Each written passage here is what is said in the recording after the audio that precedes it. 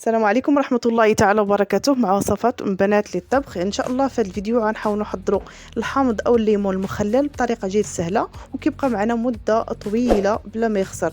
فكناخذوا الكميه اللي عندنا ديال الحامض كنغسلوها مزيان وكنحاولوا نحيدوا لها هذوك الاطراف بهذا الشكل.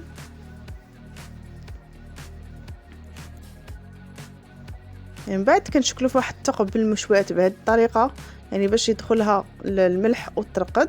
يعني بهذه الطريقه كيجي ساهل وكيبقى معنا مده كما قلت طويله، يعني وكيجي احسن من اللي كناخذوه من برا. هي طريقه جد سهله.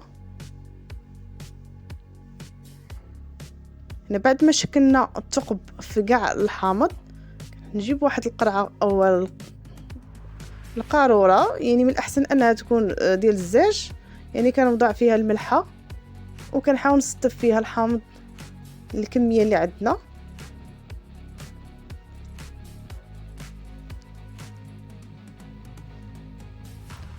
بعد ما استفنا الكميه اللي عندنا ديال الحامض كنحاول نوضع فوق منها الملحه.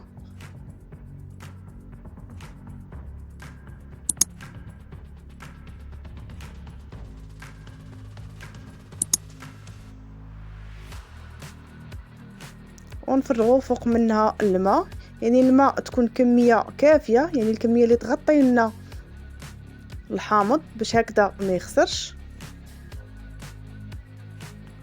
ونحاول نجيب واحد البلاستيك غذائي ونغطيو به الفم ديال القرعه باش هكذا ما تشكلش لنا ديك البكتيريا وتخسر لنا الحامض. كما قلنا بهذه الطريقه يبقى معنا مده طويله.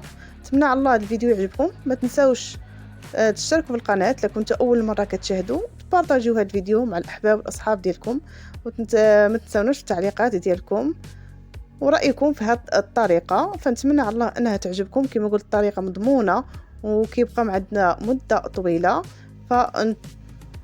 وبما ان هذا هو الوقت اللي كيكون فيه الحامض موجود، فلهذا اننا نخلوه تيبقى معنا مده طويله.